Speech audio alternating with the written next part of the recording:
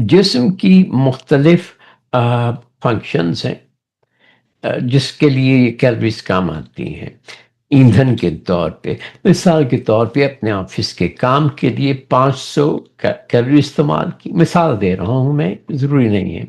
बर्तन धोने के लिए 200, झाड़ू देने के लिए 400, 1 घंटा साइकिल चलाने चलाने के लिए 2000 आप खर्च करते हैं।